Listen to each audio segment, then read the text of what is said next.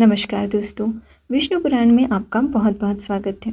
आज हम विष्णु पुराण के प्रथम अंश के पहले अध्याय को शुरू करते हैं। ग्रंथ का उपोद्घात। श्री सुत जी बोले, मैत्रेय जी ने नित्य कर्मों से निवृत्त हुए मुनिवर परशर जी को प्रणाम कर एवं उनके चरण छूकर पूछा, हे गुरुदेव, मैंने आप ही से संपूर्ण वेद, वेदांग और सकल धर्मशास्त्रों का क्रमशः अध्ययन किया है।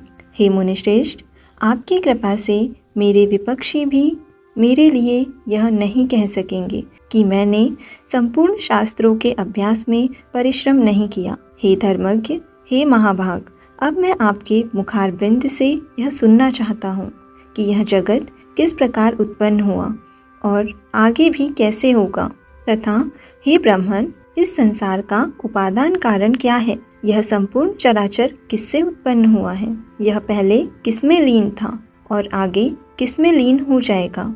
इसके अतिरिक्त भूतों का परिमाण, समुद्र, पर्वत तथा देवता आदि की उत्पत्ति, पृथ्वी का अधिष्ठान और सूर्य आदि का परिमाण तथा उनका आधार, देवता आदि के वंश, मनु, मनवंतर, चारों युगों में विभक्त कल्प और कल्पों के विभाग, प्रलय का स्वरूप, युगों के पृथक पृथक संपूर्ण धर्म, देवर्षि और राजर्षियों के चरित्र, श्री व्यास जी कृत वैदिक शाखाओं की यथावत रचना तथा ब्राह्मण आदि वर्ण और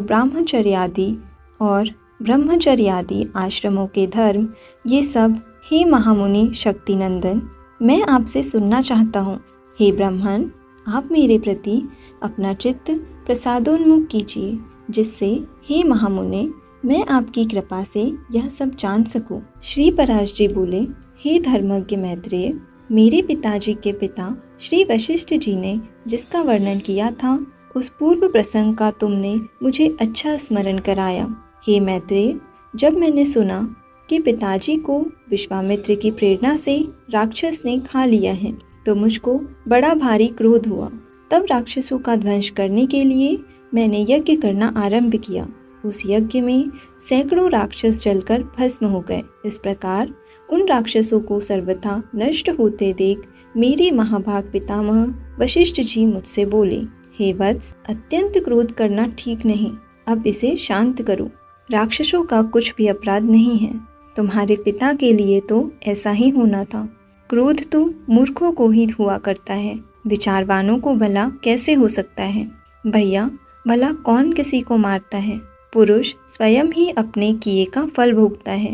हे प्रियवर, यह क्रोध तो मनुष्य के अत्यंत कष्ट से संचित यश और तप का भी प्रबल नाशक है। हे तात, इस लोक और परलोक दोनों को बिगाड़ने वाले इस क्रोध का महर्षिगण सर्वदा त्याग करते हैं, इसलिए तू इसके वशीभूत मत हो। अब इन बेचारे निरपराध राक्षसों को दग्ध करने से कोई लाभ नहीं। अपने इस यज्ञ को समाप्त करो।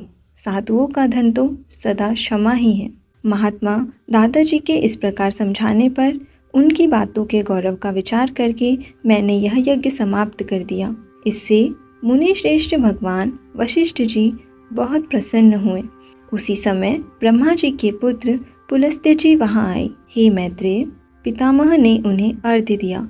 तब वे महर्षि पुलह के ज्येष्ठ भ्राता महाभाग पुलस्त्य जी आसन ग्रहण करके मुझसे बोले, तुमने चित्त में बड़ा वैर भाव रहने पर भी अपने बड़े पूरे वशिष्ठ जी के कहने से क्षमा स्वीकार की है, इसलिए तुम संपूर्ण शास्त्रों के ज्ञाता होंगे। हे महाभाग, अत्यंत क्रोधित होने पर भी तुमने मेरी संतान का सर्वथा मूलोच्छेद नहीं किया, अतः मैं तुम्हें एक और उत्तम वर देता हूँ।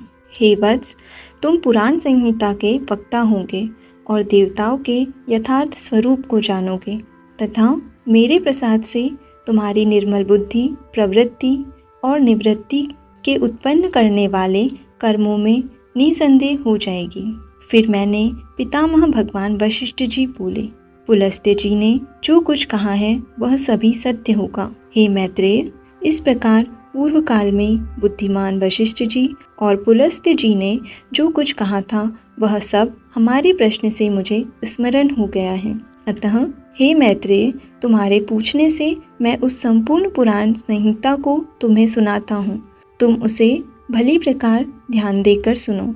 यह जगत विष्णु से उत्पन्न हुआ है, उन्हीं में स्थित है। वे ही इसकी स्थिति और लय के कर्ता हैं तथा यह जगत भी वे ही के हैं। तो यहाँ विष्णु पुराण के प्रथम अंश के पहले अध्याय का समापन होता है।